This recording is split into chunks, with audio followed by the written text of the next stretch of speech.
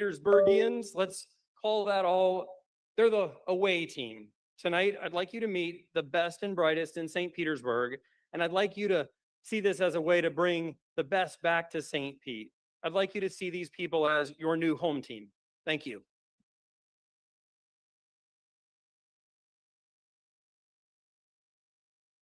This project is too important to fail. Good evening, I'm Kurt Trisfensick with the Related Group. We've already invested $2 billion in the region and are one of the largest developers in Florida. When we got the call from Blake, we knew this was an opportunity we had to be a part of, in a place where we've had many successes and remain eager to continue to grow. Our company has been involved in the region through workforce, affordable, market rate, and luxury housing. Also, importantly, the arts. The arts are an extremely important part of our firm.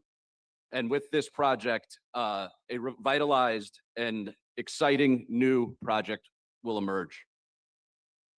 As you can see, a best-in-class team has been assembled, many of whom I've worked with and our firm has worked with in multiple successful projects. We have a long history of successfully executing large-scale mixed-use projects while always focused on the most important thing, community. This city deserves nothing else. Elliott Management is one of the oldest investment managers of its kind. We've been around for 50 years and we're headquartered here in Florida. We manage approximately $80 billion in capital and we invest across a broad range of industries, but within those, we've gotten meaningful experience investing in real estate. For example, in January, we closed on the purchase of a public company with 24 properties for over $1 billion. 2 of those were located here in St. Pete. So we've spent time in this market and we know it. When we're looking at a new real estate opportunity, the first place that we start is with the partner. We'll never enter a new market or endeavor to look at a project without the right partner. And we try to work with people who we truly believe are best in class at what they do. I've known Blake for over a decade. We've worked on numerous projects together. And we also have a deep relationship and multiple partnerships with Related. And it's the involvement of both of these groups that makes us excited to spend time on this opportunity. Why does all this team and size and numbers matter? Because our team will not let this fail. We want to provide the most value to the city of St. Petersburg and have a team that's going to deliver. So we have provided the highest numbers on all these categories on the value side of the equation. But why is that important for St. Pete residents? Because the value that creates. 30,000 jobs, $30 billion in economic development. 3.3 billion goes to our small and minority businesses. 2.7 billion in tax revenue that we can put towards a few things that we might need. Stormwater, all those other tasks. That's why it's important when you're a St. Pete resident. We think about the other things. And of course, the housing, 3,600 affordable housing units. And we're gonna make sure that we have the least amount of infrastructure used in this project. Money from the CRA. All right, so we've seen the team. We've seen that we have the resources to start immediately and see this all the way to the end. But again, why does that matter?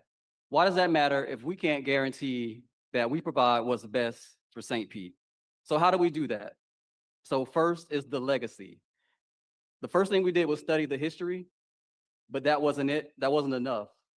So we went and spoke directly to gas plant descendants to understand what their experience was like and how they want their legacy honored and what values define that neighborhood.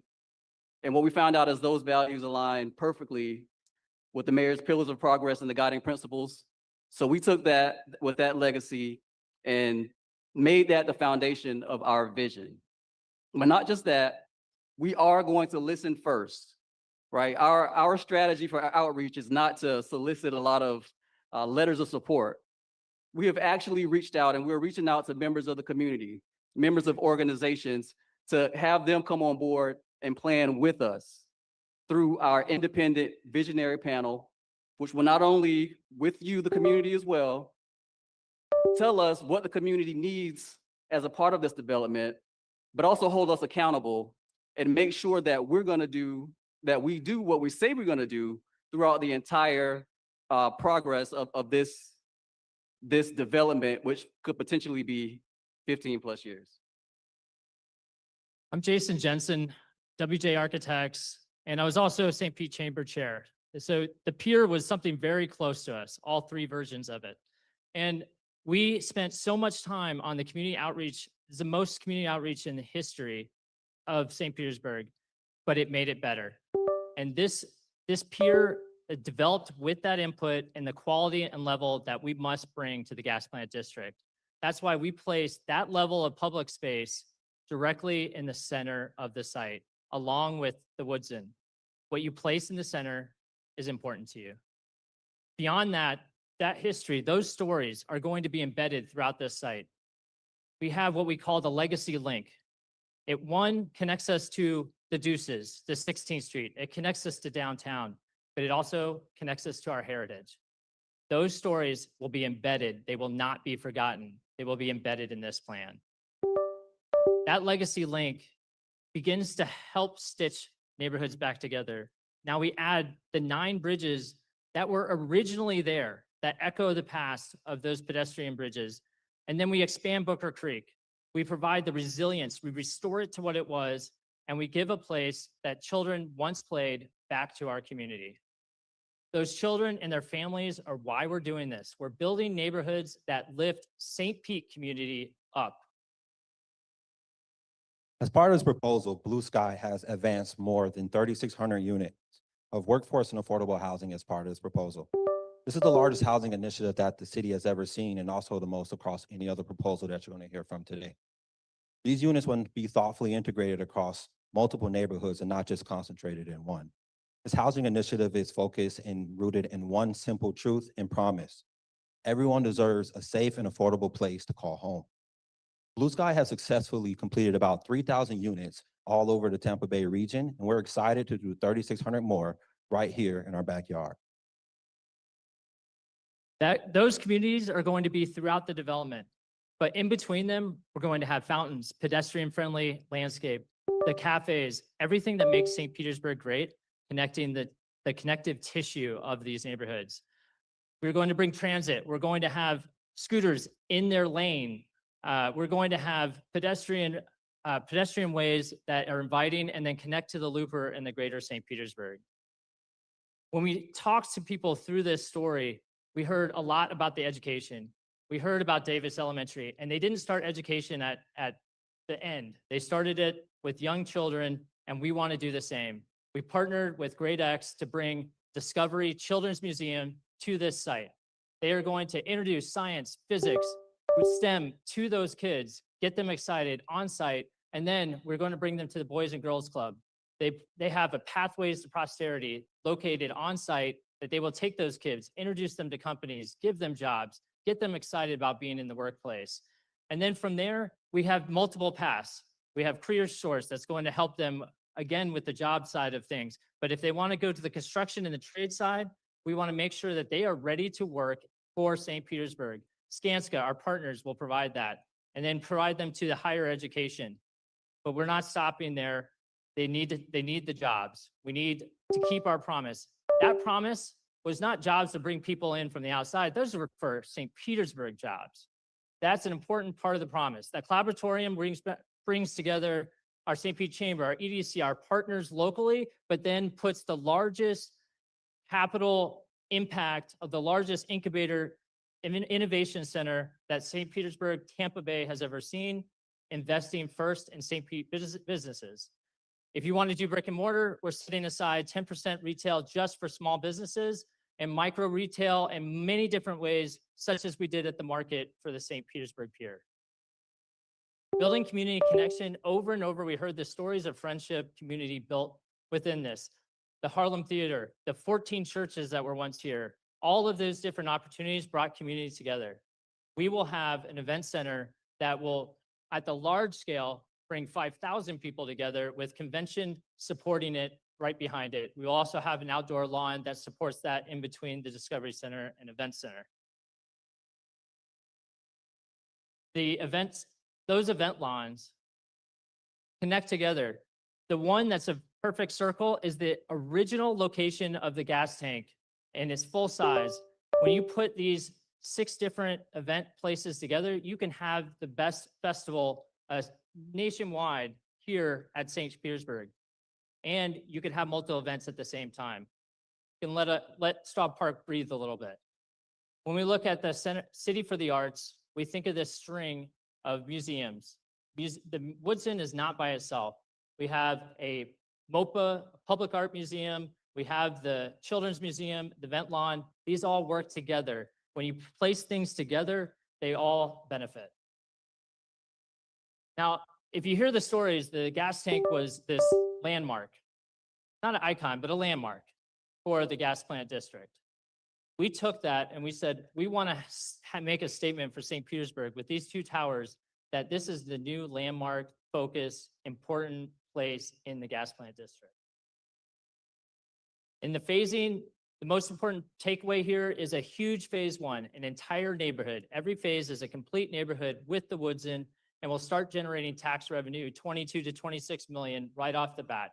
And it will have all of the different hospitality office that you see at the bottom. So, Mr. Mayor, council members, residents of St. Pete, we want to thank you. We want to thank you for pushing us when, after the Rays deal, you told the development community that we needed to do better. We need to do more, that you wanted our best.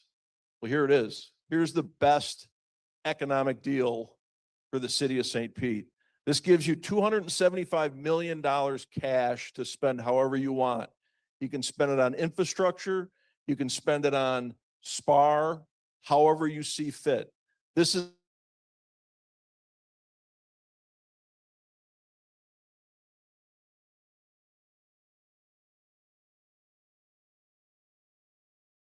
units than any other proposal. This is our economic promise, and we will keep it.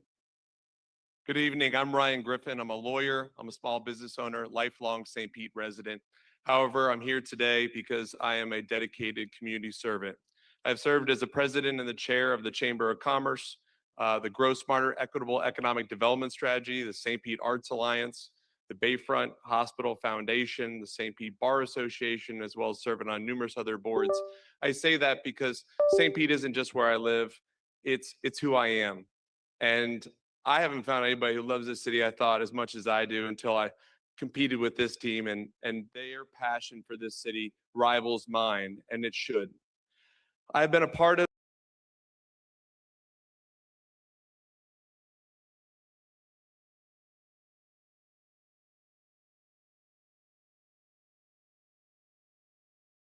bid in this team. They are the best in class, not for what they can build, but and how they always show up for St. Pete. They understand the stakes. I'm putting my name behind them because I trust that they will deliver. And I will be here long after tonight to hold them accountable to the families that were displaced out of the gas plant neighborhood in 1986 and to the promises that must benefit all of us. This is my home for life. On every objective measure that you heard, this proposal leads, but numbers aren't the whole story. And in St. Pete, it has never been that way. We do things the St. Pete way, rooted in values, our history, and our sense of community. Not the New York, Austin, Tampa way, the St. Pete way. And that's where this proposal sets itself apart. For St. Pete, by St. Pete. For St. Pete means a project that reflects who we are, our culture, our priorities. Not a transplanted copy, but something authentic to this place. By St. Pete means it's shaped by the people who call this city home. It is inclusive, collaborative, and grounded by local voices. Built with St. Pete, not just in St. Pete. This team understands our strengths come from all of us and has built that into this proposal. I want to thank you on behalf of the Berg Bid team, and thank you. We look forward to serving you.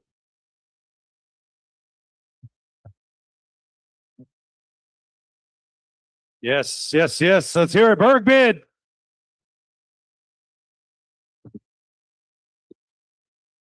Thank you for your time and dedication to this project. I'd be remiss if I didn't welcome Representative Lindsay Cross is in the building. Thank you for being here. And I also got a text. Councilmember Copley Gertis is watching online. His daughter had a talent show.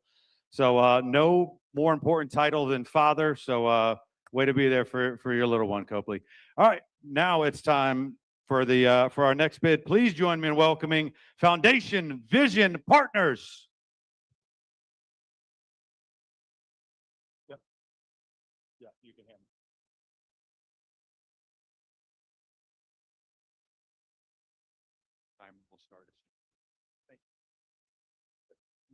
can you put our proposal up there?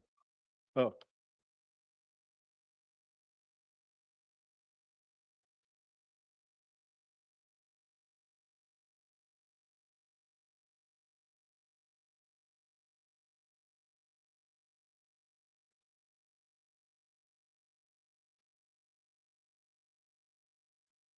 I'll attribute the lack or lesser applause for our bid than Blake's that we didn't give out hats and t-shirts, so.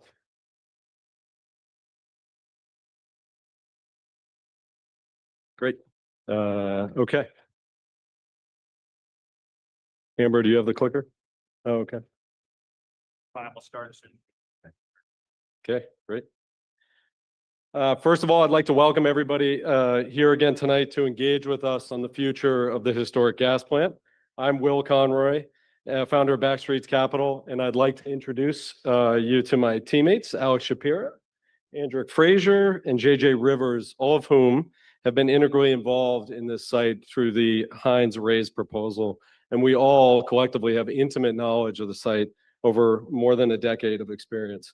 Also with us here tonight is Stantec, one of the world's leading civil engineering firms who, due to space restraints, is in the audience. There's a lot of information bouncing around tonight, and a lot of thrown at you across the various groups. So just for a roadmap, we're going to talk about three things. First, we're going to address the challenge and the opportunity. Next, we're going to talk about our plan, which is fundamentally different than everything else you will hear tonight and have heard for the last several decades. And then finally, we're going to talk a little bit about the proof, about how other municipalities have adopted the approach that we are recommending in a way that has led to incredible community benefits. So Foundation Vision Partners is here tonight to offer a new way forward, where we outline a process that keeps the 86 acres in control of the city and not turned over to a single developer based upon a glitzy proposal. We as a city have tried that multiple times, and frankly, it doesn't work. So we begin in earnest tonight by asking ourselves some real, hard, honest, and frank questions. Are we as a city, once again, going to hand the keys, all of them, to a single private developer? Are we as a city, once again, going to try a strategy that has failed somewhat spectacularly 3 times before? Are we as a city, once again, going to take undue risk that nothing happens on this site? Or, as we propose, does the community choose a different path, one that keeps the city firmly in control, puts the community in the driver's seat, and finally delivers the neighborhood that our great city deserves? My friends, we think the answer are very clear. It's worth saying it out loud. 86 acres, nearly 15% of the downtown area. There's nothing like this site in all of Florida. This is sacred ground. It was the heart of a thriving and unified Black community. And today it is our westernmost gateway to downtown, the first impression for every visitor that visits our great city. The opportunity in front of us is generational. And yet so is the responsibility. I firmly believe that what the city chooses to do with this neighborhood will define the next chapter of St. Petersburg. Before we talk about the solution, it's worth understanding how we got to another round of RFPs. In 2007, a $450 million waterfront stadium was proposed. The global financial crisis hit, plans halted, and the site remained untouched. In 2020 and 2021, the city issued an RFP for a mixed-use development with a stadium. Multiple bids came in, the preferred proposal was selected, and then it was discontinued. The economics had changed, city priorities had changed, and the city moved on. In 2022, we tried yet again, this time a $6 billion stadium-anchored mixed-use development. Multiple bids received, years of intensive negotiations, which I was previously a part of. And in early 2025, the deal had collapsed. And yet again, nothing to show for it. And now in 2026, we are right back at the starting line, right back at the Coliseum, being asked once again to pick a single master developer. 3 times, three completely different contexts, different economic cycles, different development partners, different politics in the same outcome. That, ladies and gentlemen, I would argue is not bad luck. That is reflective of a structural problem with the process itself. And the problem is this: when you bundle everything into an all or nothing single developer deal, where one development entity is responsible for designing the master plan, for designing all of the infrastructure and building all of the infrastructure, and then delivering 40 some odd buildings on a 86-acre site, you create a single point of failure. One market fluctuation, one financing contingency, one developer contingency, one political shift, and we start all over again here at the Coliseum. St. Petersburg cannot afford another false start.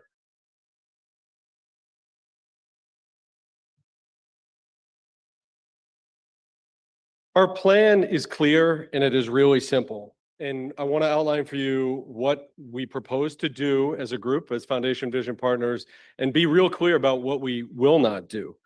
We have a 4-step process that we would advise and guide the city through. We would not own any land in this proposal. Instead, in step 1, we would co-create a master plan led by JJ's team at Gensler, which is one of the world's leading architectural firms with experience across the country in urban master planning, to co-create a master plan that would guide the future build-out of the entire 86 acres. Second, we as Foundation Vision Partners would design, permit, and construct the horizontal infrastructure on the site. Horizontal infrastructure sounds like a cliche word, but these are all the boring, non-sexy items that are prerequisites for vertical development. Think stormwater, drainage, streets, sidewalks, and to the extent that the master plan determines it, public parks and public spaces. Once the horizontal infrastructure is installed and complete, we would turn over development-ready pads to the city. And in the 4th step, the city would then manage a process where they would dispose of the parcels in a sale to the market, and parcels would be sold based upon community needs at that time and consistent with the master plan. In summary, our proposal is a public-private partnership in which the city retains land ownership and all decision-making authority, while FVP delivers the master plan, builds the infrastructure, and ensures district cohesion. Our plan is really that simple. Every benefit of our proposal is a direct response to the learnings from the prior 3 proposals.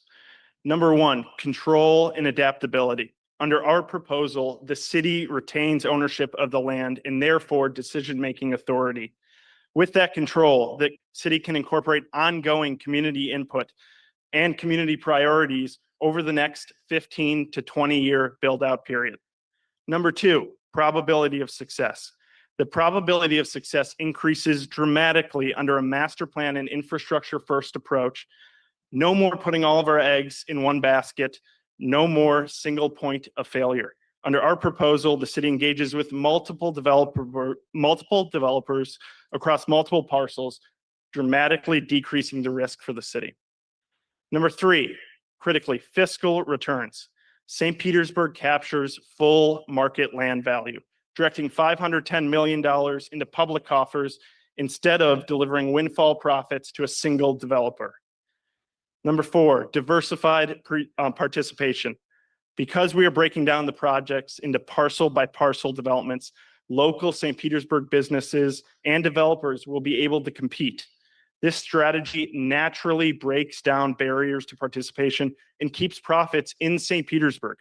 Critically, it also means that the other proposers here tonight, ARC, the Housing Authority, Blake, can all participate in the vertical development. What we are simply arguing is that we should not hand over the keys to an 86-acre site to one entity.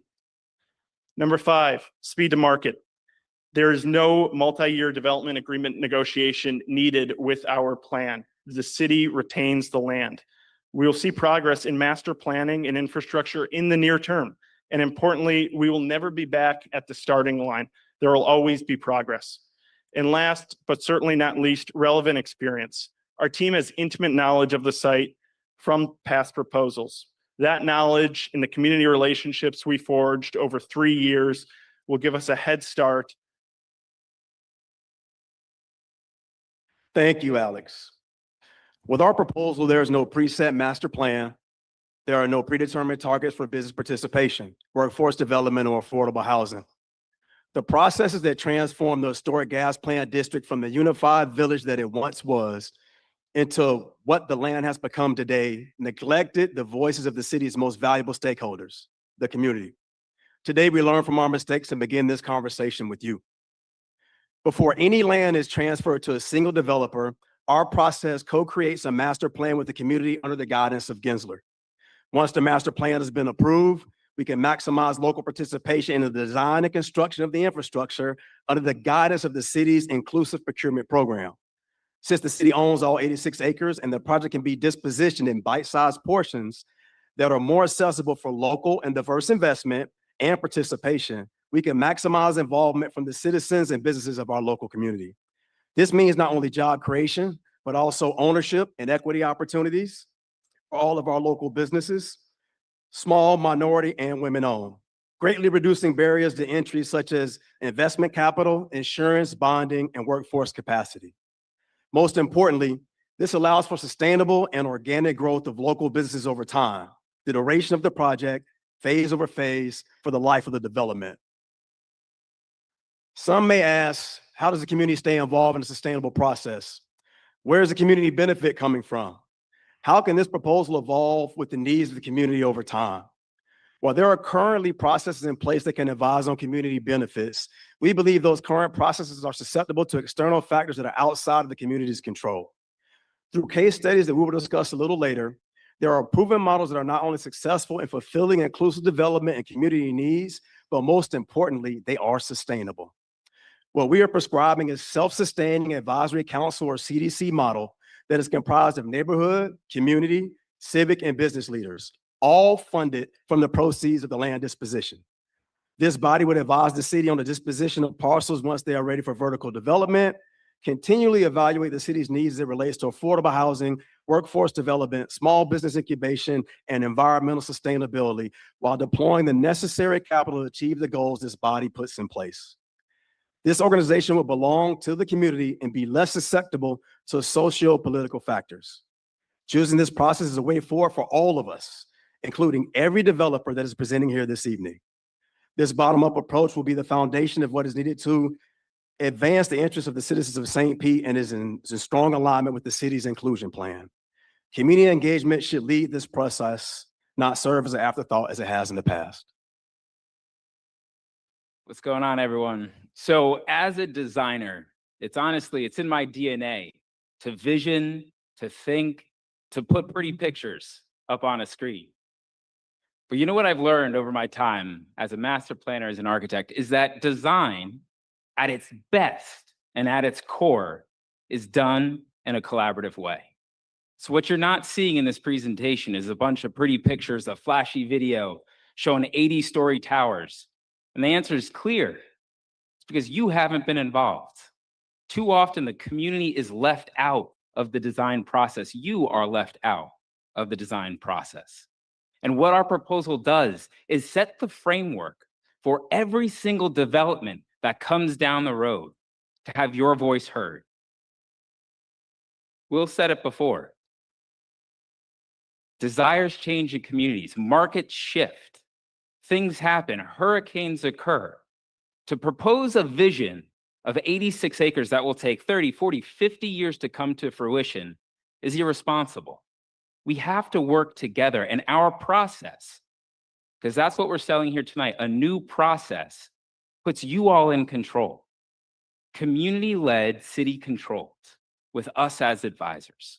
And what I'm excited about is thinking through how we create a master plan that ensures a vibrant, rich, diverse community down the road.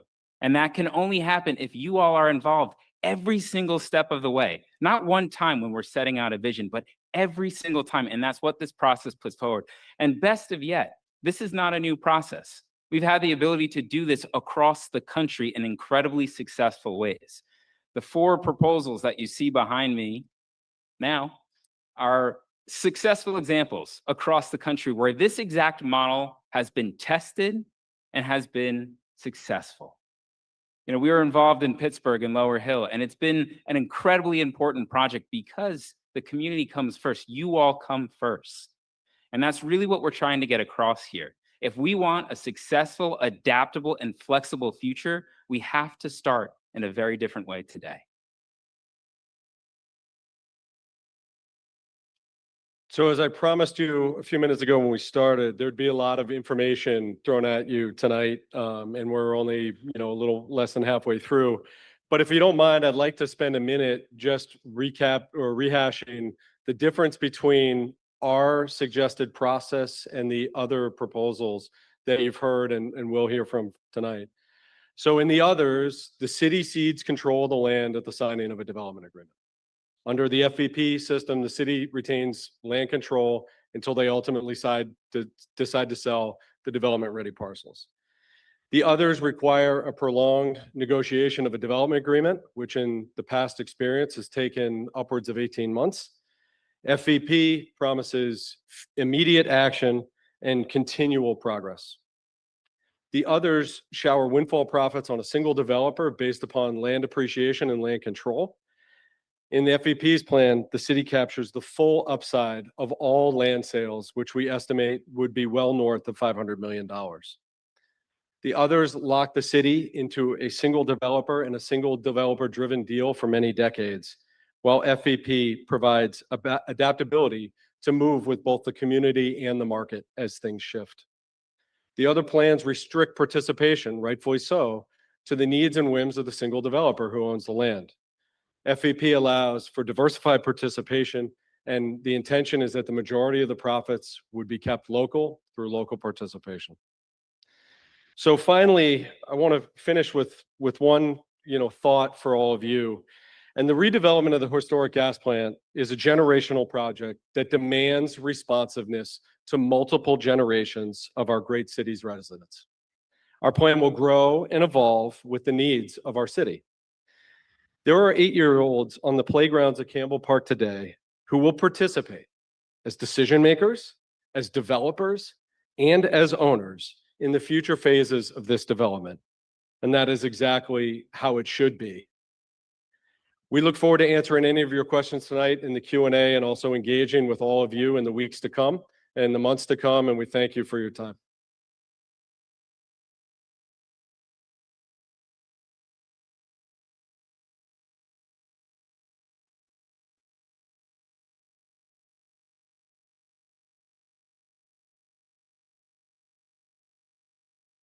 All right. Thank you again for your time and dedication to this project. We sincerely appreciate it.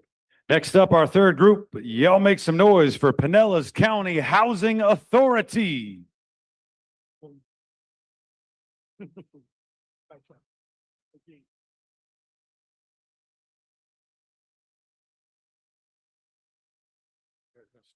Yeah.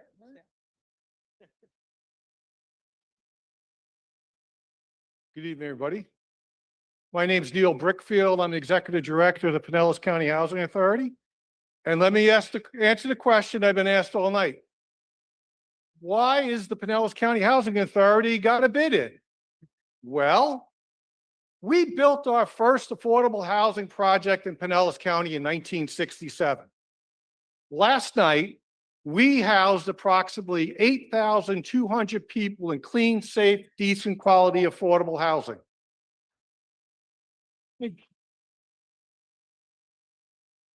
And about 3,000 of those people were our low-income seniors. And we're going to talk a little bit about mission and values and a little bit about our project. Is that okay with everyone? Nice. Okay.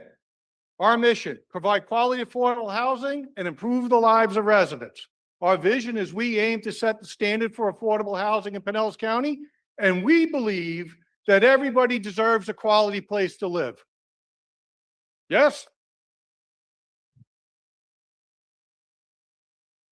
Our project is not 86 acres.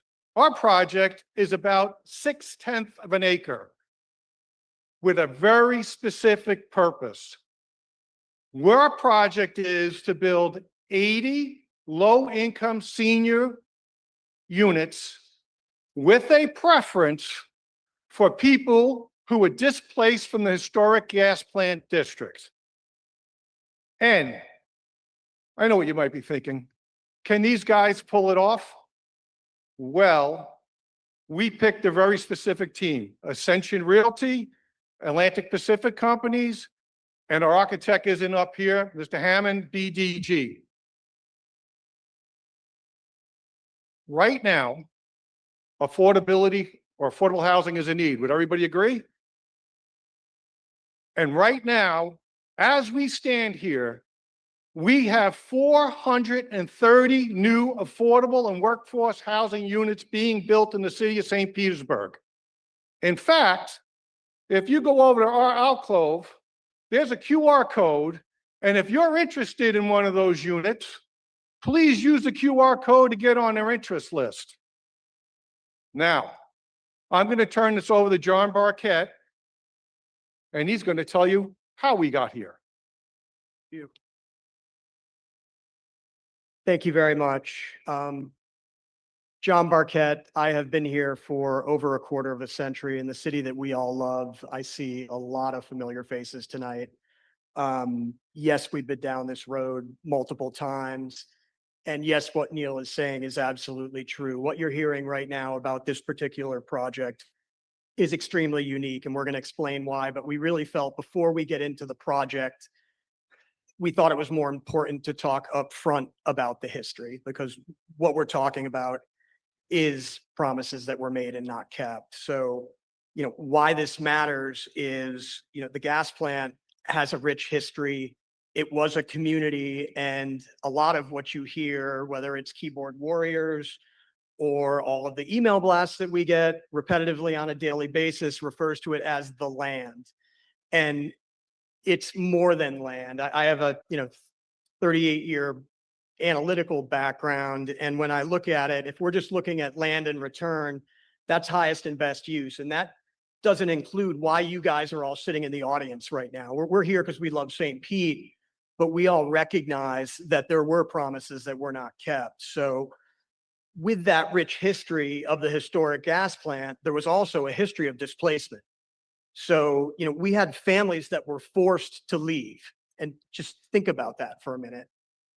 What we're talking about is really bringing housing to the community for the most vulnerable population. And we're looking at it as, we have seniors on fixed incomes. We have rising housing costs with a risk of even more people being displaced and pushed out of our communities. We have seniors right now, people that literally have to make a difficult decision between, do I pay my rent? Do I pay for healthcare? Or do I pay for food? Let alone, is that food even healthy? And that's a whole nother topic. But this site sits at an intersection of history that must be acknowledged, and a need that requires action today. So we've heard about timelines. There's been multiple references to how long it takes to navigate, how long it takes to navigate this process. Even before you get into a development agreement, we need to go through, it's input from you all as the public. It's our Community Benefits Advisory Council. It's council before you even get into a 12 to 18 month drawn out development agreement negotiation. So what you're seeing right now, really great illustration of why this site is very unique. So the bold lines that you see in blue and red identify the 86 acres that we keep hearing about. The little star that you see that is not in the 86 acres was never part of TROP 1.0, TROP 2.0, TROP 2.5. It was picked up as an afterthought in an unsolicited offer in order to attack basically units that were promised to be built on site within the historic gas plant. That's important. And if you look at timelines, that was August of 2022. Fast forward, the unsolicited offer that you see on the right-hand side from the Rays and Hines was intentional, and it was very smart, right? It was a very smart way to attack an issue that we all know we need right now. What makes it really interesting, though, is that it makes this site unique, because this site is something that is actionable right now. So we don't need to wait. The site stands on its own, and that's a really important fact. This is urban infill at its finest. It is impactful. We are talking about 0.58 acres. So I'm going to get my math geek out on you. 0.58 acres compared to the 86 acres is 0.65% of the overall master plan that we're talking about. The amount of units that we originally proposed and are proposing is 80 units, and we're working on more units, but those 80 units, if you compare those to the 600 units that were promised to be built in the entirety of the Ray's Hines proposal as an example on site, as opposed to the 600 that were mitigated, was 13.5% of the total units to be built. We're going to bring them to market in a matter of years. That was a commitment to build them in a matter of decades. And this is deeply, deeply affordable housing. So again, it does not need to wait.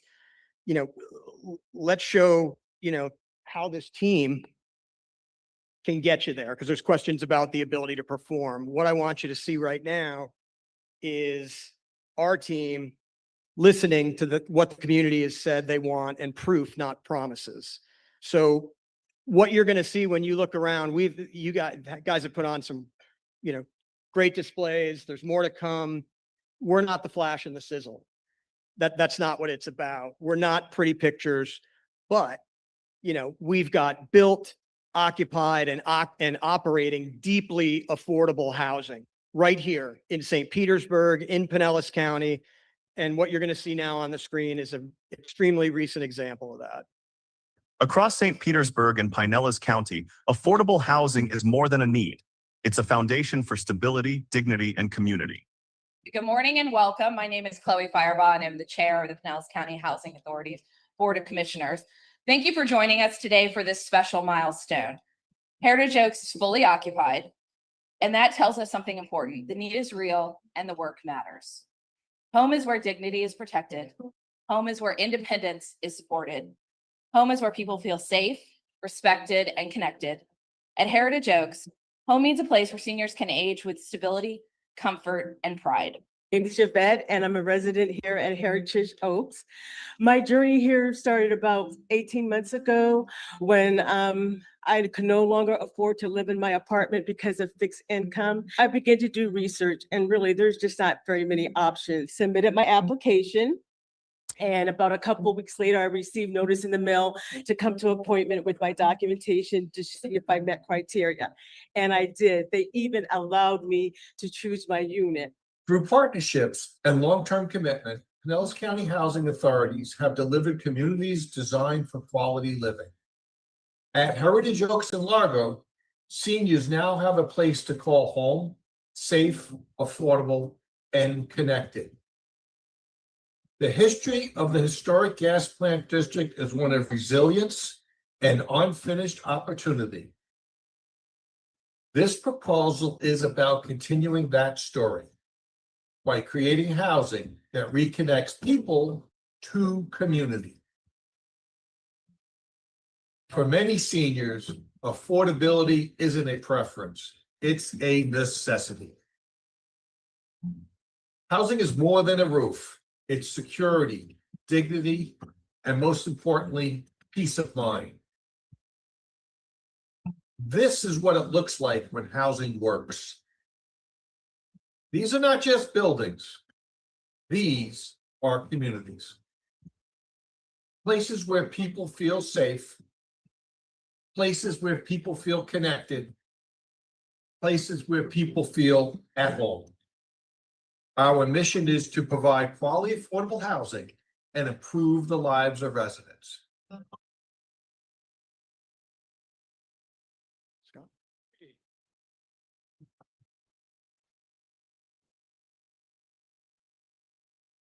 I don't know, John. I thought our pictures are pretty. Yeah. So I'll get a little bit into the nuts and bolts of what we're proposing here. As Neil and John said, we've been working with Brian Hammond and BDG Architects to bring forward a plan that, again, focuses on the dignity of the place and the residents that we're hoping to build a community for. So more than 80 units of affordable housing, 7 stories. You can see the rendering on the screen. And what we're really looking to deliver is something that is going beyond affordable housing and is actually a more holistic approach in attainable housing. And it's something that leverages the proximity to the Pinellas Trail, to the Central Avenue corridor, and being centrally located for those senior families in St. Petersburg. And hopefully from the other good things that are going to come out of the 86 acres that surround us.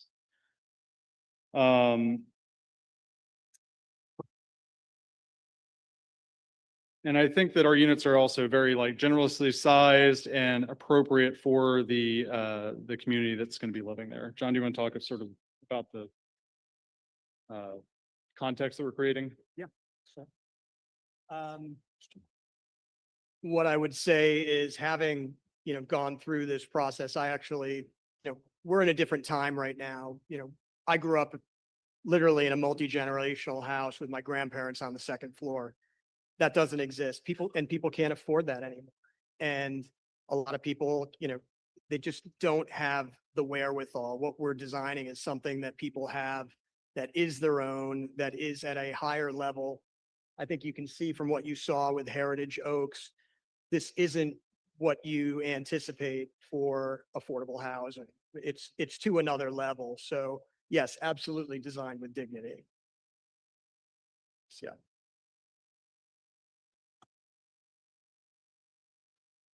So I get to go back into nuts and bolts talk.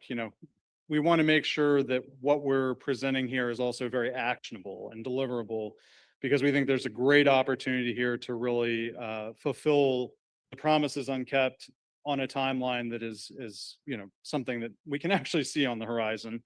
And we think that the partnership that we've created here is one that's especially able to leverage that ability. So talking a little bit about Atlantic Pacific communities and Atlantic Pacific companies, this is something we specialize in, and public-private partnerships aren't the easiest things to accomplish. So 86 acres, very, very complicated.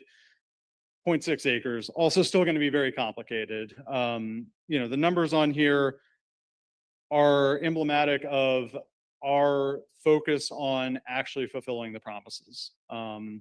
And I think it's pretty telling that almost half of the affordable housing units that we've delivered nationally, and we've delivered in California, the Washington, D.C. area, Texas, and all across Florida. We're headquartered here in Florida, have been with housing authority partnerships. And we really think that they are the people that understand the local communities and the needs of those local communities. And we bring the expertise to actually bring those units online, to deliver those communities and to create those communities that really enrich the fabric of the cities that we're in.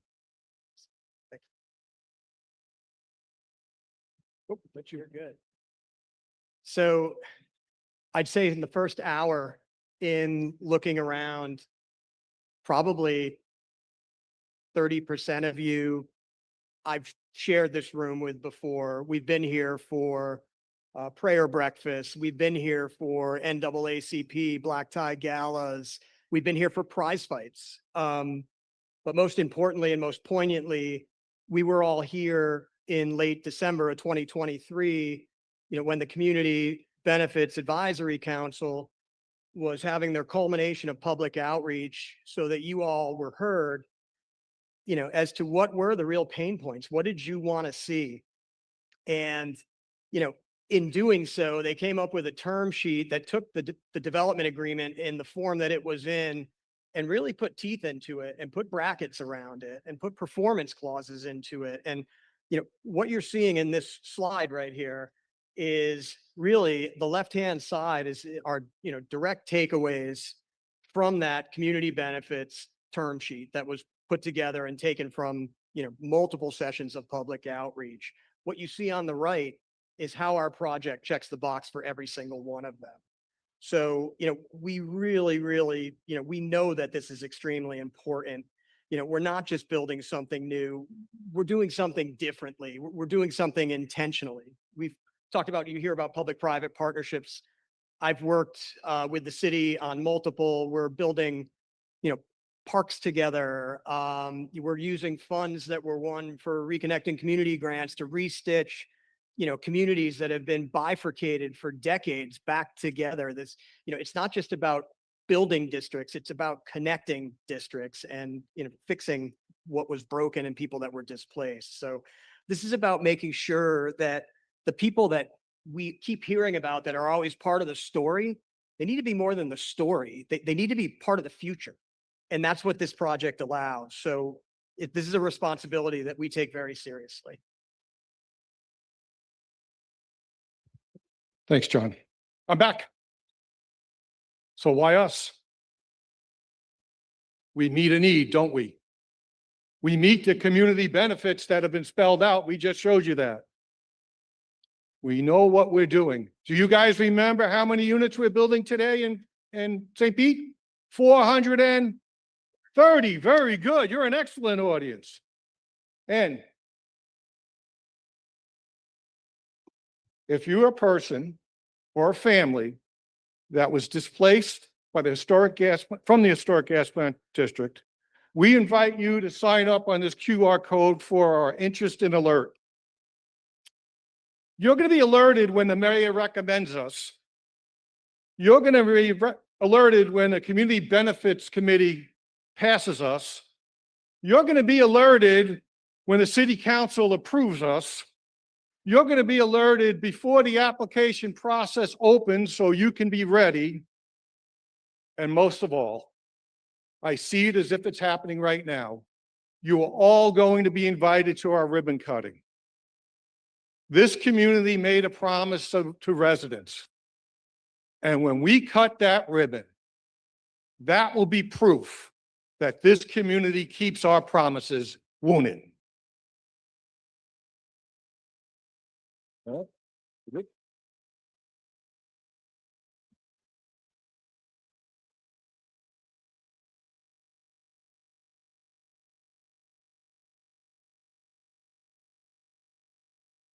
Thank you so much for your dedication and time to this project. Pinellas County Housing Authority.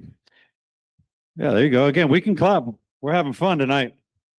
And for our final presentation, please join me in welcoming Ark Ellison Horace.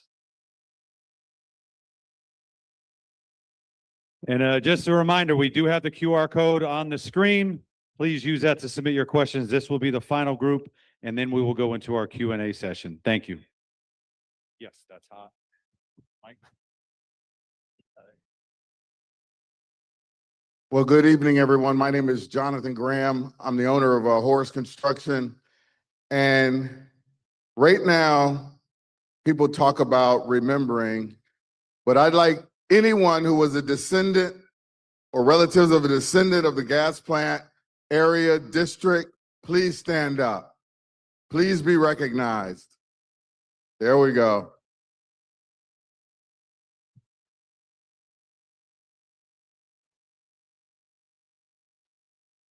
Everyone comes and they talk about what they're going to do for the gas plant area and to remember it. But I grew up in the gas plant area. And fortunately, I have my mother and father who are in the audience, 92 and 93 years old, who raised me there. And a part of our team, we have 10 people that are a part of our team that are descendants of the gas plant area. So just talking about what we can do and remembering is different than being a part of it and helping mold it through getting the right partners. You see, before we talk about what's being built here, we definitely need to talk about what was here. Not really as a history lesson, but really as a foundation for everything that we're going to do. Really, this area, this land has a story. Before it was a dome, before there were concrete and parking lots and everything around, there was a neighborhood. It was this gas plant district, a place where people just didn't live. They built lives. Families planted roots, literally. They planted roots, mango trees, guava, sugarcane in their yards. Religious edifices were on every corner. Black-owned businesses were thriving. There was music, there was laughter, there was culture filling the streets. It wasn't just a neighborhood, it was a self-sustaining community, really a city within a city. And then over time, it was taken apart, piece by piece. As you remember, a highway was cut through it, homes were displaced, promises were made, then those promises were replaced. What took generations to build was gone in years. We're not here to look at the past. We're here because of the past. So let's be clear. This is not a blank slate. This is not just a development. This is a responsibility to the community. It's about restoration and belonging. To the investors who may be you sitting out there, it's about building something that lasts because it's rooted in truth. The strongest developments don't ignore history. They build from history. That's why this project doesn't start with profit. It starts with people. It starts with you and you. Affordable housing comes first, not later, not eventually, but first. Names of the past that if you were around, you can remember, like Flagman and Dunmore and Webb City, Woodson. Those names are not hidden. They're built into the future. Opportunity here isn't really just a talking point. No, the way that our team has done it, it's structured, it's measurable, it's enforceable. Because inclusion should not be a promise, it should be a system. This isn't about recreating what is being honored. It's about building forward. It's about honoring it. So now, let me ask you this question. What does that look like? It looks like a district that remembers and reimagines. The Harlem Theater, where we'll have a world-class venue. Then it was a stage where culture lived, even when it was excluded everywhere else. That's what that Harlem Theater did. But now, a venue where the same culture is amplified, not limited.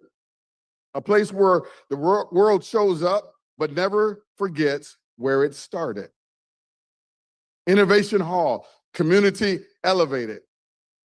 Then it was a space where people gathered, connected, shared experiences. Now, a place that hosts the world while still belonging to you, the community. Green spaces. Then it was parks, porches, kids running between yards. Now, 42 acres designed for the same rhythm of life. Not as an amenity, as a return. What we're really proud of is the Unity Arch. That whole area that disconnected us, that Unity Arch will reconnect us. A structure that reconnects it. We can't undo what was done, but we can build something that reconnects us. So yes, we want this to be a global destination, but also on Tuesday morning or Saturday afternoon, this place is for the people who live here. Food trucks, local vendors, kids playing, neighbors connecting.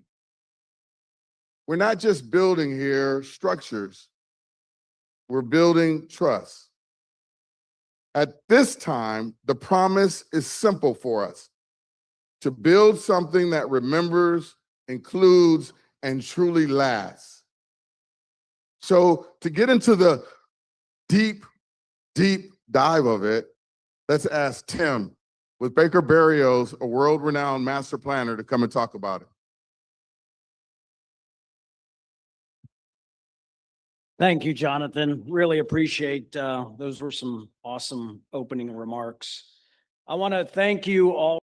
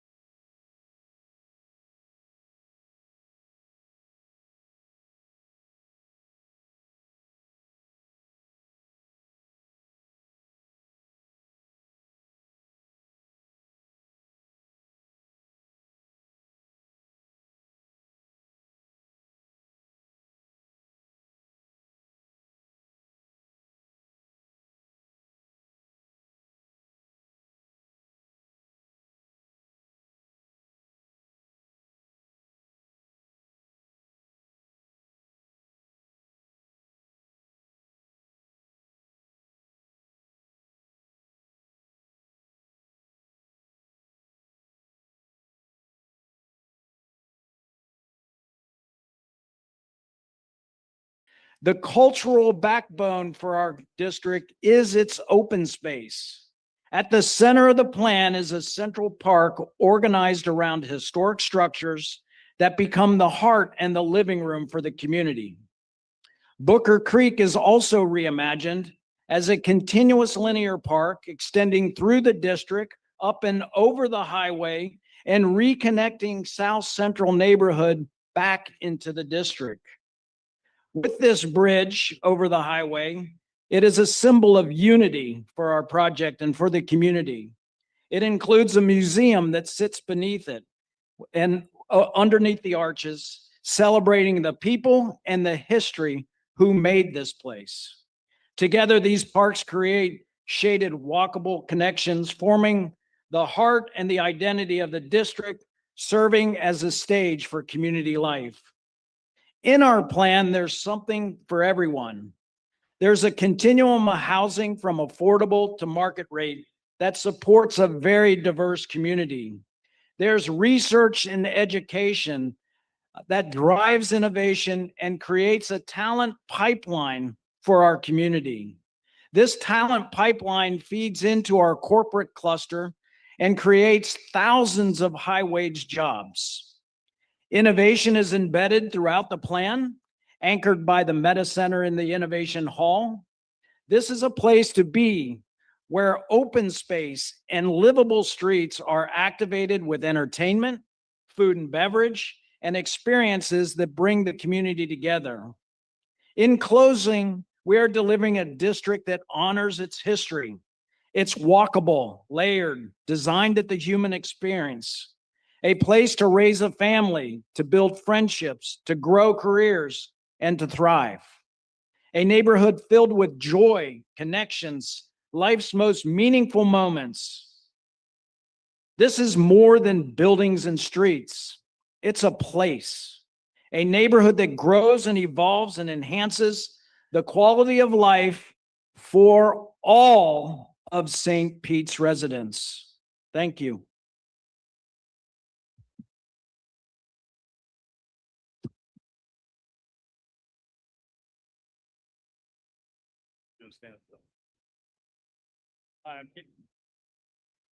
Hello, I'm Casey Ellison, CEO of Ellison Development. This is Paul Wilson, CFO and CSO of ARK Invest. And we're going to talk about how we're approaching ownership differently. Not symbolic participation, but real participation. With the Ark Ellison Community Growth Fund, we are building a blockchain-based structure that gives community members a distributed stake in this district. With minimum investments as low as $500, the community members can invest directly into the district so that when this district succeeds, the community succeeds. Not just through access, through ownership. This community will not just benefit from the future, they will own a piece of it. So now compare that to what we have today. Compare that to the alternative. For example, a stadium mostly recycles money that is already here. Local spending on the game instead of spending elsewhere in the community. Research has consistently shown that that's exactly what happens when you do not build with intention. Most of that spending is simply shifting from one pocket to another. The model that you've already heard about and that you will hear more about is different. It works differently. Our model is specifically designed to pull money in that otherwise wouldn't be here or wouldn't come to St. Pete at all. New visitors staying in hotels, new businesses choosing to locate here, new entrepreneurs starting new businesses, new investors that have no current connection with the city. That's genuine economic activity, not a shuffle. That translates in our estimate to 28 billion in economic output for this region over the course of the project and beyond. We estimate over 30 years.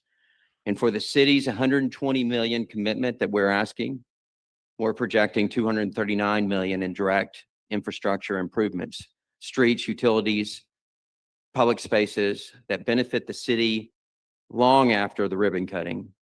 The question, we think, isn't just what gets built, it's who benefits from it being built here. Now let's talk jobs. Nearly 20,000 jobs are created within this development. Over 5,000 during the construction process alone and 14,500 permanent roles that stay in the community long after the cranes come down.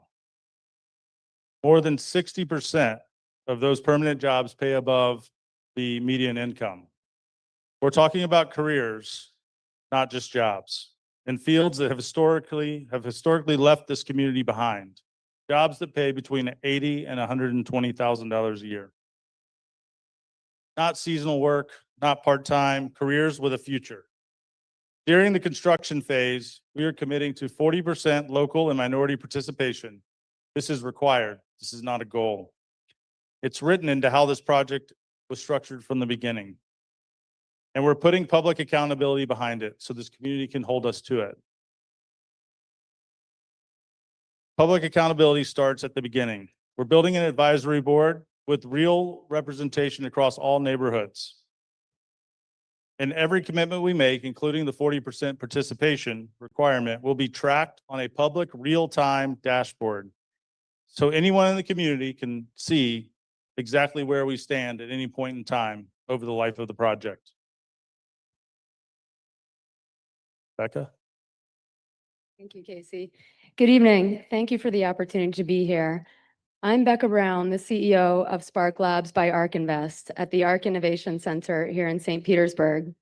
Every day, we work with founders who are building across artificial intelligence, robotics, energy, blockchain, and health. And these companies aren't just imagining the future, they're building it right here. The gas plant district represents a once-in-a-generation opportunity, not just to develop land, but to define what's possible when an inclusive, innovation-centric community comes together. And that's important because innovation should not be built around this community. It should be built for, with, and by this community.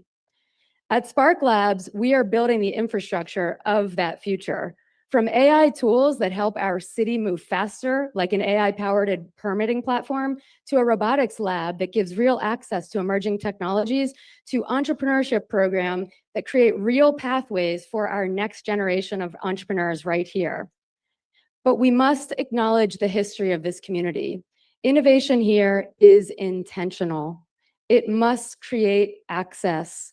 It must create opportunity for those who were displaced to be part of what comes next. And if we do this right, we have an opportunity to be a model for the nation to show what's possible when innovation, access, and community come together to create opportunities that are real, shared, and visible for everyone. Our city, our future. Thank you. Woo!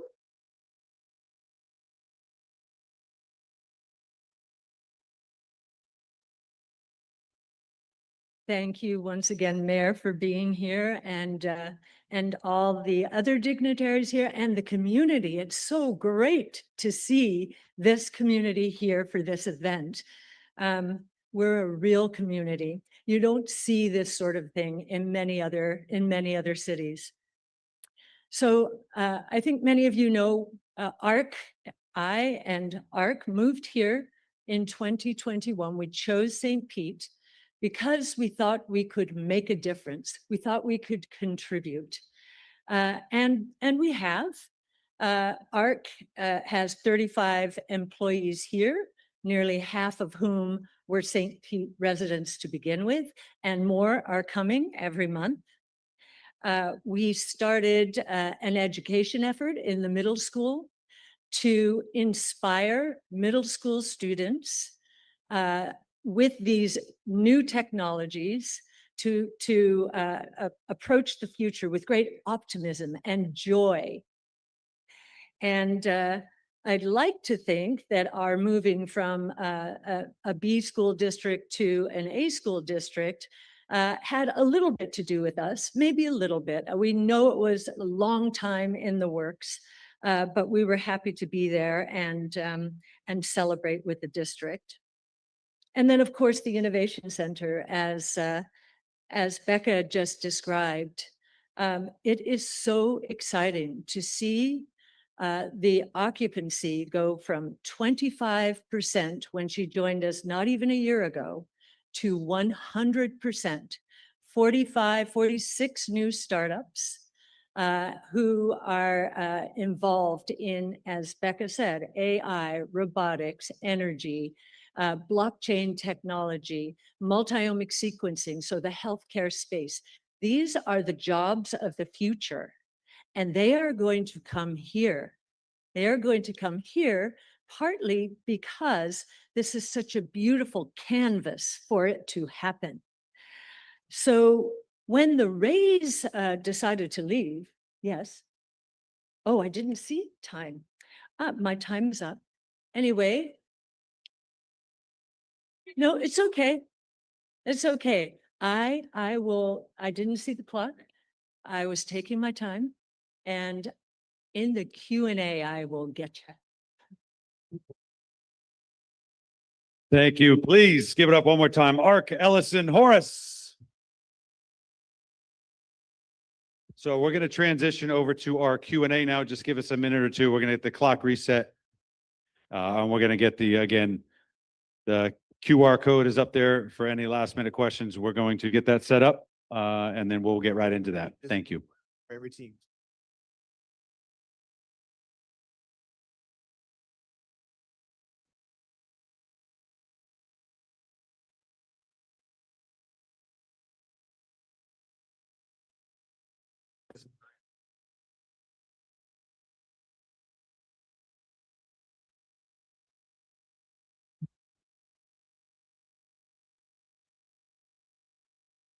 This is our first for our team. Oh, okay. So just this last one? Okay. I don't know. What is that?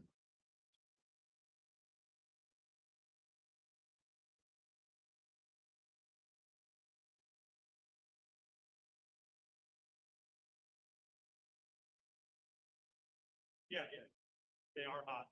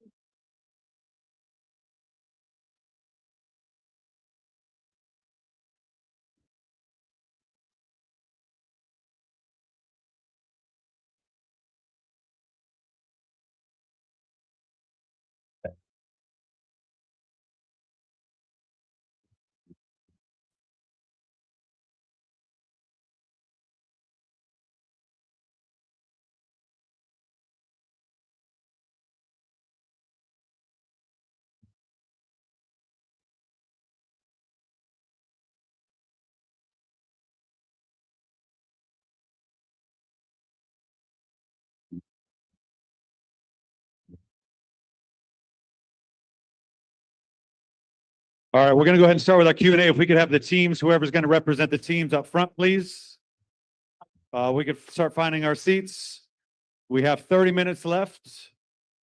So let's get through these questions. They are very important questions. I know people want to get some answers. So again, if we could have the teams, whatever team members you'd like up here representing your team, come on up and we're going to start asking some questions.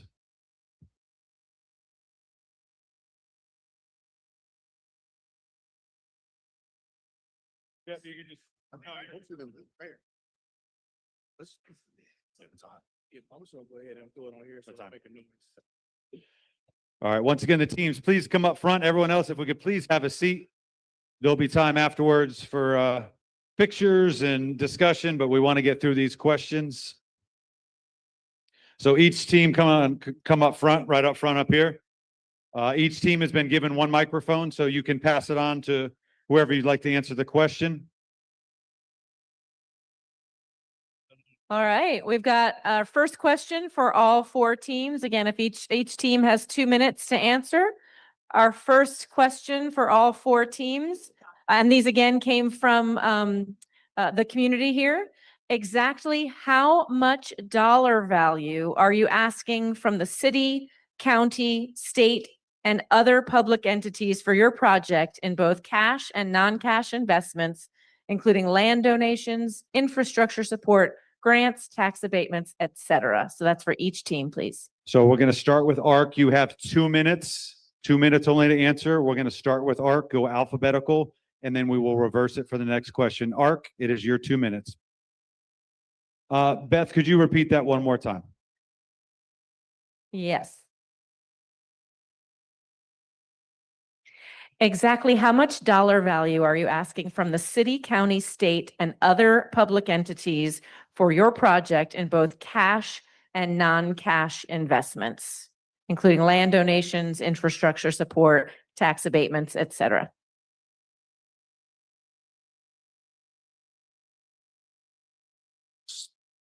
So we are asking for $120 million from the city to seed the infrastructure. And what that money returns back to the city is about $400 million of public infrastructure that will be, the ownership will be retained by the city. That, so there is a good return on that money. We are also talking to the state, the Unity Bridge. The FDOT is partnering with us to help fund the Unity Bridge over the I-75 spur. Next, Berg bid. Me? Berg. There we go. In our proposal, we're only asking for direct infrastructure funding from the CRA that already exists. What the infrastructure budget comes out to, we'll determine that publicly, ask for it from the CRA. That is the only public funding we're asking for. Next up, Foundation Vision Partners. So remember, our proposal is different than the others in that we are not asking for any money for ourselves or for our proposal. What we anticipate is that the city in phase one, which is all the land east of Booker Creek, will invest $70 million approximately of its own money into its own land.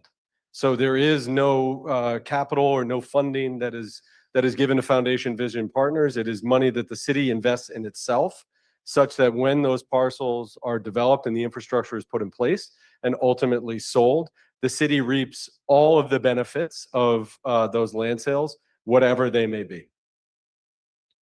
And Pinellas County Housing. Hi, everybody. Neil Brickfield, Pinellas County Housing Authority. So when we build affordable housing, and we have how many in this city being built? Nice. When we do that, we do it a combination of HUD loans, project-based vouchers. We're asking for a ground lease for this property, bonds and tax credits, and usually there's a local government contribution. We know that mostly as pennies for Pinellas. We won't know what that contribution is until we sort through all the other ones to see where we're at. Thank you. We'll go on to the next question. Just a reminder, each group, you have 2 minutes to answer. It's not 2 minutes for the entire question. So you can take 2 minutes per group to answer that question. Beth? All right, thank you so much.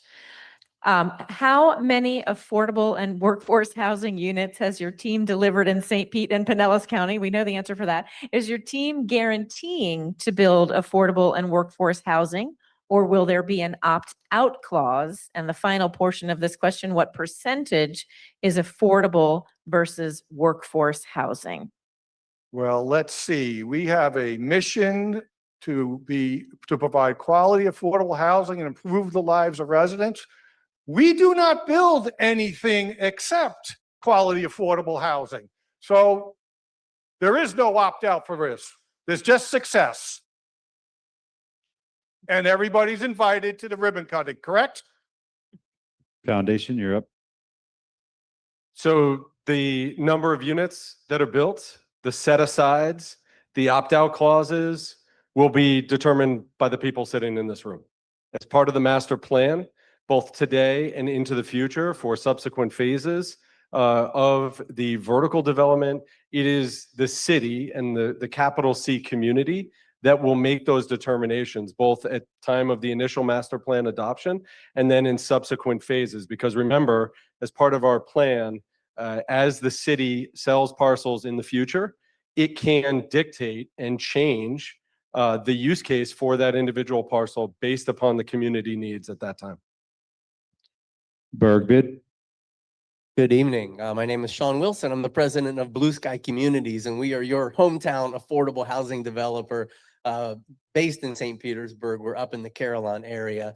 And as many of you know, we have already built several affordable housing developments in the city of St. Petersburg. totaling about 589 units. Recently, we have 2 phases of Skyway Lofts, which is on 34th Street at 38th Avenue and 39th Avenue. We have Bear Creek Commons, which is sort of on the border with Gulfport. And we even have roots going back 3 generations, back to the 60s. And I don't remember the names of those developments, but in 1971, my partner and his father developed Rio Vista. I don't know if that was the name of it back in 1971. That's about 300 units on 4th Street and 72nd, 74th Ave, right in that area. And we have like I said, more than a 50-year, a 3-generation commitment to affordable housing. We know how to bring the state resources, the federal resources to the question of how much money are we going to need? I'll harken back to that a little bit. That's 2 minutes. Sorry, that's 2 minutes. Thank you, everybody. Mark, go ahead. Okay, all right. So based on the proposal that we submitted in October, the total number of homes that are being built are 3,701 units. Of that, 863 are affordable between 30 and 80% of AMI. 618 are senior affordable, and there's 444 workforce units, which are between 80 and 120% of AMI. And then beyond that, there's, the rest of the makeup is, 1,700 market rate units. What that means in percentage terms is that all of these units, number one, are going to be on the district itself. None of them are offsite. In percentage terms, what we're talking about is approximately almost 50%, 40% of all homes are going to be strictly affordable units. And that's the 863 and 618 senior. And then if you count sort of the workforce, which is 80 to 120% of AMI, we've got 52%. So in terms of what we've done in the area, I'm going to give that to James Noser. Yeah, our team has owned, developed, and managed almost as many affordable housing units as any other firm in the country. We manage close to 15,000 affordable housing units across the country, and in this area, in the Tampa Bay area. We've developed and own and operate close to 40 properties as well. So we have significant experience building, managing, owning, investing in workforce and affordable housing as well. Thank you. All right, the next question. How does your plan ensure that local small businesses will have real access to the development, both during construction and as long-term tenants?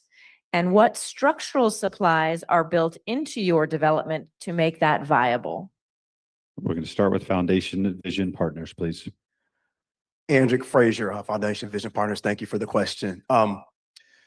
Because we are not buying the actual property and the city owns the 86 acres, the first procurement process, which goes into the infrastructure, has to go through the city CCNA process. That is one of the most inclusive processes that you can find from a legislative standpoint. So it absolutely has to include small, local, minority-owned businesses from a design, development, and construction standpoint. Because the city will have the opportunity to sell parcels as small as 0.6 acres up to as much as 16 or all 86 if it chooses to, it allows for scalability and for anyone that has the opportunity to actually raise capital, whether you're just trying to put in a laundromat or a high-rise building. If you have the opportunity to do so as a small business owner here locally, your bonding, your insurance, all that stuff is a lot less and easier to attain. The other part I think that's most important about our plan is, as Will alluded to during the presentation, there's not going to be a long process as it relates to what needs to go into the actual development agreement. So what that means is that we can start people to work here sooner than any of our competitors, number one. Number two, we also have the ability from a workforce development standpoint to have scalability across all phases of the project. Thank you. Pinellas County Housing Authority.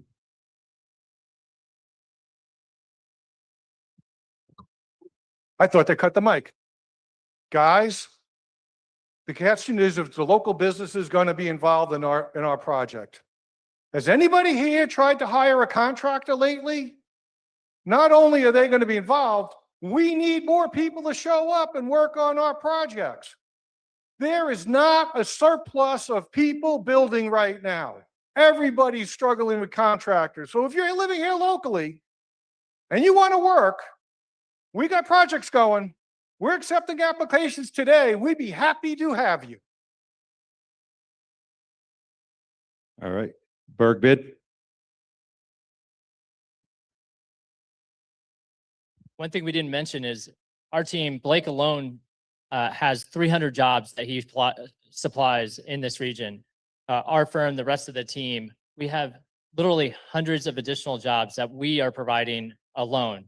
Now, when we get to the site, we want to make sure that we have multiple opportunities. We want to build in the micro retail, the market, similar to what we did at the pier, multiple places, brick and mortar options for that. The collaboratorium, we are already bringing in partners and other partners that we can't mention today because we can't mention new things, right? But this is going to be the largest access to capital opportunity in Tampa Bay once we're done with this. And I want to talk a little bit about our fund as well. Sure. So we have a community investment fund with a matching program so that locals can actually invest in this project. Additionally, one thing we should really note here is that a key part of our plan is that we have a massive first phase. What does that do? We have housing, office, retail, parking, all of these things that support job growth for locals on our site from the beginning. The last thing is $3.3 billion in WMBE work. We're working with our partners that are going to have mentorship programs that have existing programs to ensure that local community is involved in the construction of this process. We are here. We're going to make sure that happens. Thank you. And Ark? Yes, that was the premise of us teaming together was our small business encouragement and minority building. We were already doing this. And right from the very beginning, we figured that there would be about $7 billion that we're earmarking for the construction side, which is about 40%. But beyond just helping and giving the opportunity to the small businesses, minority businesses, we're already doing this. We have already teamed up with institutions like Job Corps that are trying to facilitate their people. Different ones, we have their First Forward program or Move Forward program that we're working with, but also the small businesses, the retail. We're looking at 15% of our retail to be targeting small businesses, those who are starting with their food trucks and want to move into something else or a small retail shop. We're targeting those too. So our Wait, me. 40% during construction, which the construction it's going to be about $7 billion that will be given if the 40%, $7 billion. So jobs in the plan, as mentioned in the proposal, are across the spectrum of job, high wage, medium, and lower tier jobs across the entire sort of wage spectrum. So we're talking about 14,500 jobs, 60% are in the high wage, R&D, innovation, corporate headquarters, academic clusters, 21% are mid-wage, hospitality, hotel management, technical services, civic, and 19% are entry-level, retail, residential services, community-facing jobs. The distinction of ours is the innovation flywheel, the creation of new jobs here, entrepreneurship, bringing people from the outside here, and bringing those jobs here. Becca can speak to that just briefly. That's the 2 minutes. Thank you. Next question, please. All right. The next question I think is for 3 of our presenters tonight. What percentage of your development square footage will be dedicated to office space? And describe your team's pathway to providing high-paying $100,000 plus jobs in your development. Berg bid, you're first. Sure. So we have 1.4 million square feet of office space out of a total of about 11.7 million total space. How to bring high wage jobs to this community? We include this office space in every single phase of our development. We start in phase 1, continue in phase 2, and go all the way to phase 3. That allows us to plan long-term for companies that want to enter this market and provide access to space to meet them where they are. When they want to be here, we will have space for them to enter.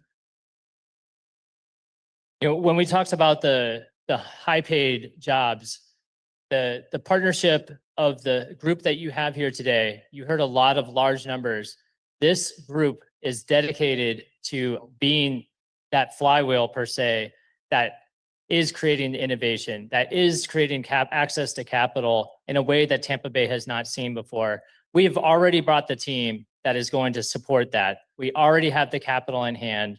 We are not asking for any financing. We are ready to go. We're ready to bring those jobs here. Mark? All right, so 14% of our development, as originally proposed, is office. So that's 14%. It doesn't include the innovation, the other aspects of it. I'm going to hand it to Becca to speak to the job creation on the high end. Innovation creates jobs. In the last 9 months at Spark Labs, we've brought in over 45 companies, startups, and that has translated into over 75 jobs. So there's a direct correlation to innovation as a long-term flywheel to create high-paying jobs and strong economic value that is sustainable. These companies are choosing to be here. They're innovating here. We're benefiting as small business owners, as residents in this community from the benefits of these innovations. And the companies are hiring and they're working with our local universities, and these individuals are staying here. And that's the flywheel that we're actively seeing at Spark Labs, and that we'll be able to magnify by an order of about 10 times in our proposal. Good. Thank you. Foundation Vision Partners.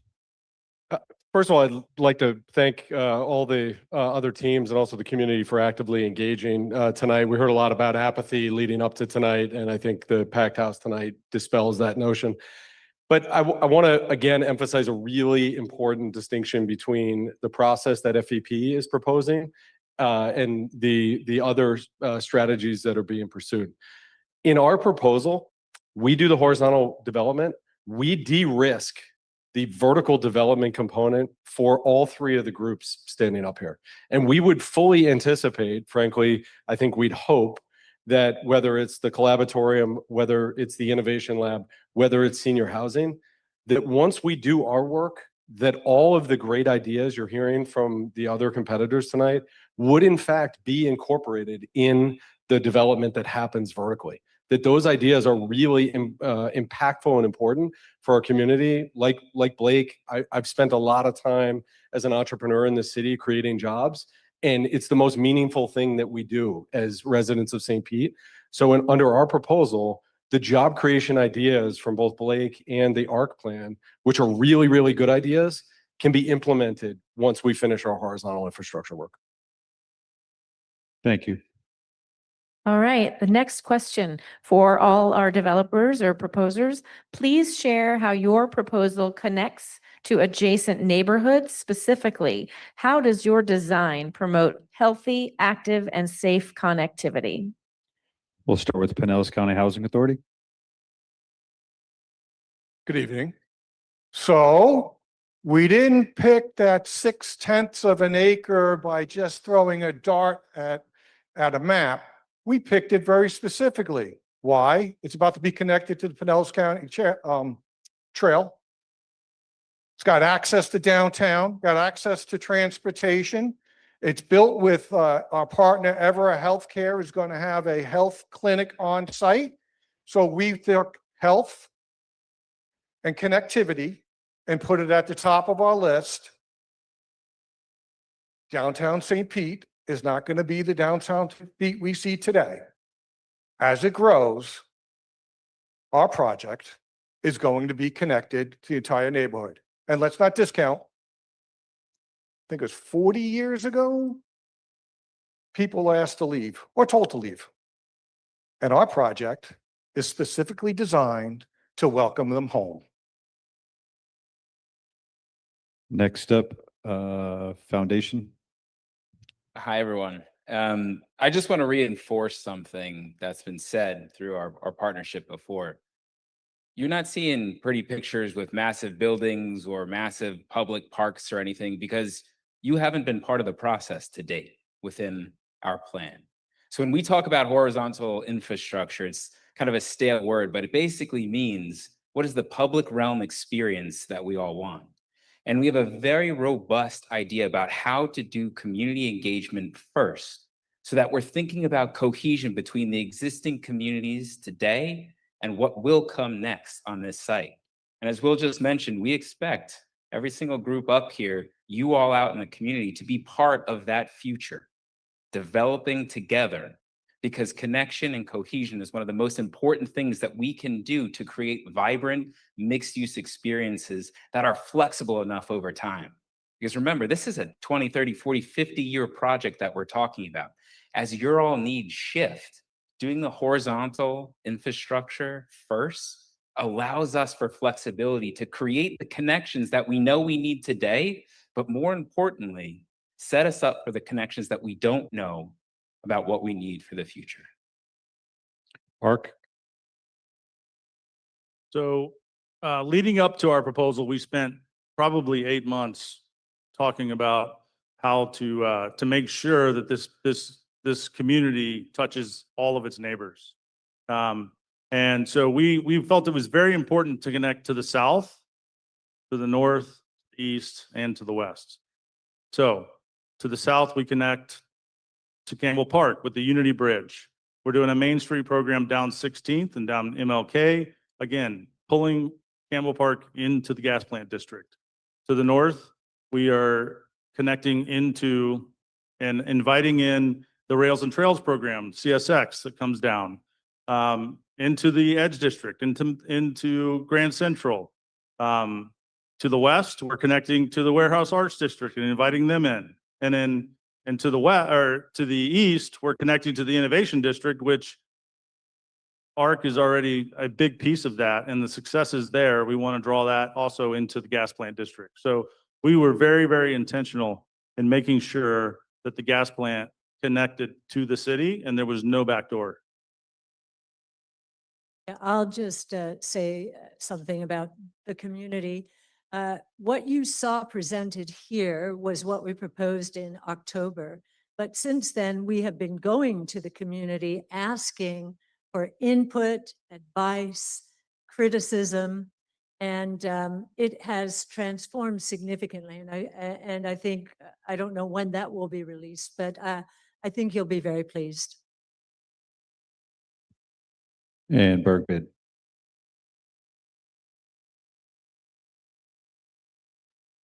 In the 30 days that we were reviewing this, we really took into account our history of knowing this city. And what we started with was what is at the heart of the project. Let's get the public space right. Let's get the Woodson in the center of the site. Some of the plans have shown this, the Woodson essentially outside of the site. We want to make that the heart. We know when we did the competition of the pier, they came in with the design, but then we worked with the community to develop that into something that truly fit the community in the right way. We're going to have the Legacy Link that is going to go up and then connect to Methodist Town. We're going to have it connect on the other direction underneath the interstate to the Deuces and to Manhattan Casino and down 16th Street. Everything that you see in our plan is funded. We want to be very careful not to show things, maybe that require state funding, maybe need additional funding other than this plan. We're very careful to make sure that our connections are real and that everything in the end draws you back to the heart of the project and then builds off from there. When we talk about bridges within the site that used to be there and bringing them back, we are intentional about that. We will continue to create bridges throughout this project and beyond. Thank you. This will be the final question of the evening. All right. For all teams, how are you incorporating resiliency into your plans? Will there be resilient green infrastructure and nature-based solutions such as restoring Booker Creek to help deal with impacts? And will your energy infrastructure include solar, geothermal, and/or LEED certified buildings? We're going to start with Ark Ellison Horace. Thank you. In our plan and in all of our projects, sustainability is a significant driver in the decisions that we make, both horizontally and vertically in everything we do. Sustainability for our project goes far beyond the environment as well. We'll be looking at sustainability of health and wellness. So how do we as a community sustain our health for our families, for our children, and for ourselves? We'll be looking at economic sustainability. How can we leverage education to grow and thrive in this neighborhood, to create a upward mobility in income growth, and how we make that growth sustainable?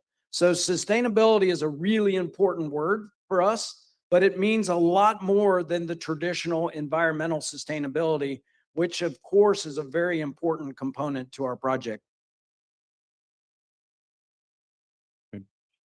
Berg bid. Hello, thank you. So sustainability is not just a word for us. Neither is resiliency. It's a way of life. You know, I've worked with Wanamaker, Jensen, and Moto, and all these teams for years, and we really do bake in the sustainability and resiliency.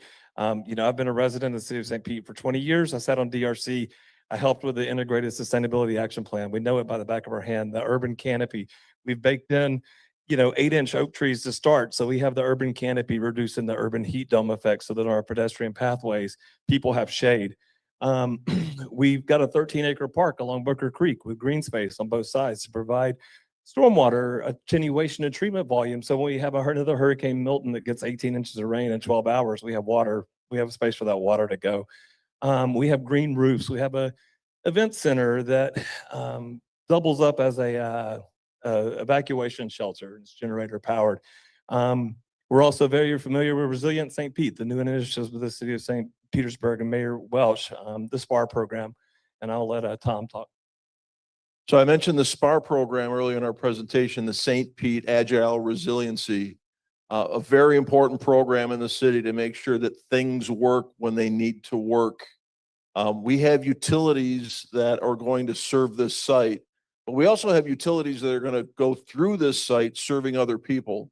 So everything we do, we're going to be thinking about not only the people that are on this site, but the people that are going to be served by the utilities within our footprint.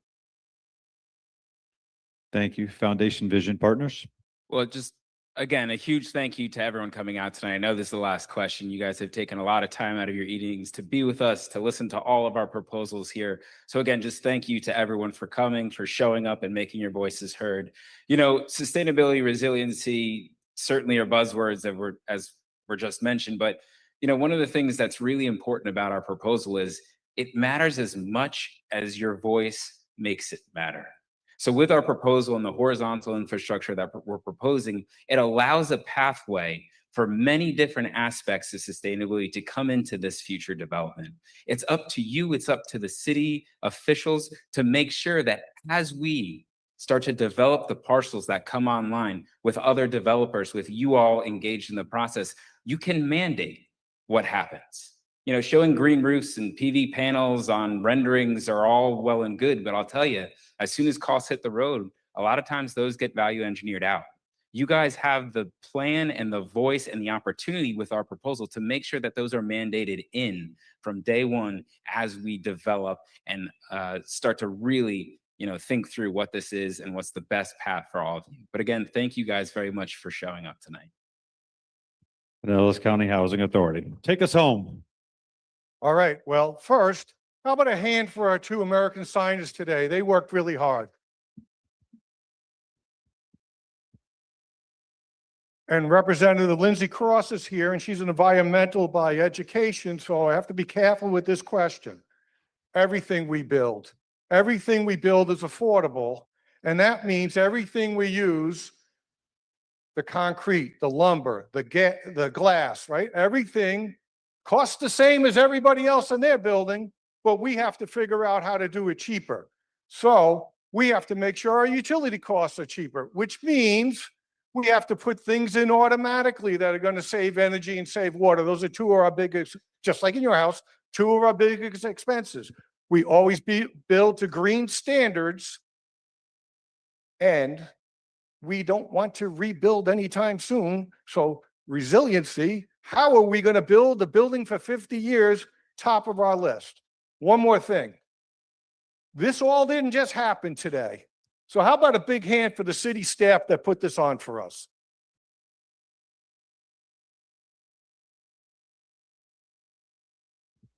Yeah, I was just going to say, Tim brought up a really good point. It's also human sustainability and resiliency. You know, we're bringing people back to an area that they were forced out of, and we just can't forget it. Thank you so much. Please, one more round of applause for everyone. All their time and efforts don't go unnoticed. Thank you so much. We appreciate everyone who joined us tonight. On behalf of our Mayor Kenneth T. Welch and our entire City of St. Pete team, thank you for being here in person and online. We appreciate your engagement, your questions, and your continued interest in the future of the historic gas plant. A reminder, this evening's program has been recorded and will be available on stpete.org. We also have a QR code up on the screen. That is for feedback. We'll be posting a link along with the video where you submit your thoughts and proposals. Feedback window will be open through May 30th. We anticipate Mayor Welch making a final selection in June, followed by a full community benefits process and formal negotiations with the selected group. Thank you and good night.